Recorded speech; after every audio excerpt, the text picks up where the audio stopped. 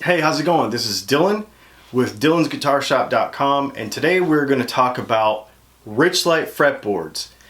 This is a paper-based material that is then pressed into a millable material that you can use for fretboards, and we have them available here at Dylan'sGuitarShop.com now.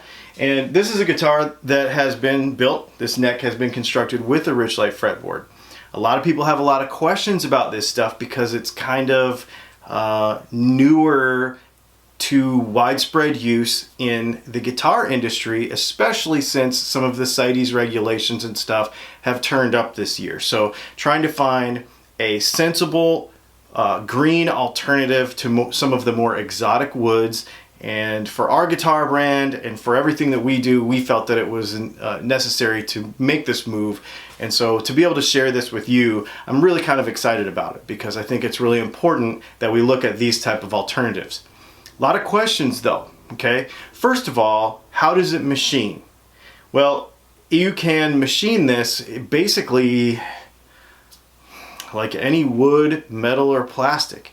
It keeps shape really nicely on the corners, it polishes, it mills perfectly.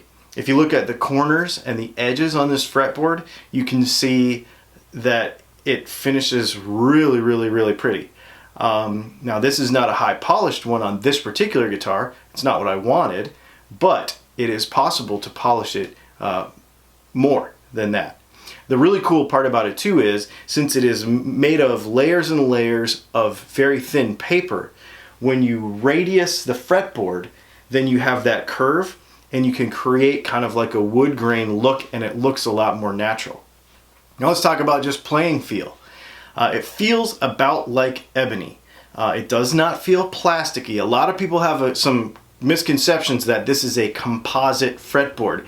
It's not like carbon fiber or any sort of synthetic composite. This is a wood derivative product, so it feels like wood. It feels like ebony. That's the closest thing I can give you to describe it, okay? So it really feels nice, and the stability of the product is the thing where it really wins. You never have any sharp frets, you never have any shrinkage of the wood, you never have any frets popping or moving, provided that they are installed correctly, and we'll get to that in just a minute. But it works fantastically. The other thing I really like about it is it does add a level of stability to the fretboard just because of what the material is, and we've found that in humidity changes, your action is a little bit more stable because of that. Let's talk about fretting. That's a big question from the lutherie side of it, the construction side. Do you have to do anything else differently to fret? These fret ends, these fret slots, are the normal width, the normal depth, and are pressed normally. There has been nothing done differently than you would do in, say, an ebony fretboard. Okay. Now that being said, the first time you work with it, I would say check your fret tang depth and your fret tang width, and make sure that as you machine this stuff, especially if you're cutting it by hand, that you have your width correct, because it needs to be right the first time. Okay, that's number one. Number two, on a refret, this is actually less prone to chip because of the stability of it. Okay, so you can refret these things. They are work to do. I would say it's about like ebony, and you really kind of have to worry that you don't chip ebony. This might be a little more stable than that, but it does take some work, but it is refrettable. Okay. One of the other questions that people have is the glue and the laminating process. So a lot of people have successfully used tight bond when laminating it. You can do that. Richlite recommends epoxy. In either case, when you're going from the fretboard to a wood, I would recommend abrading or somehow scoring the back of the fretboard enough so that it can kind of take some material. It doesn't have the same absorption qualities as wood does. And as we know, that's how glue works. It absorbs into the wood. So you got to kind of give it some abrasion, and not like a sanding disc so much as crosshatch, maybe.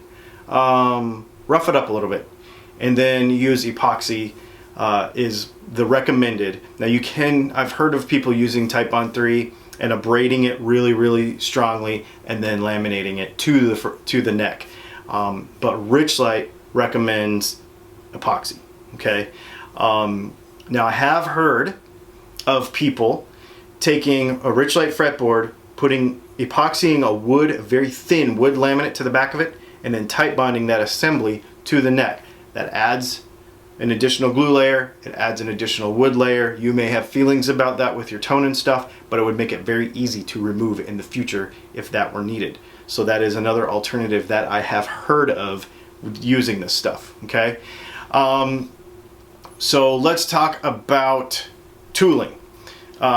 It's a hard material, but I would not give it any more, it's gonna wear my tools out really quick, than something like ebony. There's a lot harder woods that we're using in our guitar building process than this stuff, as far as harder on our tools. I personally don't think that that's any kind of an issue. And then the other question we get a lot is toxicity. Everybody thinks that because it is a paper and epoxy sort of stuff, that it's going to be toxic when you use it.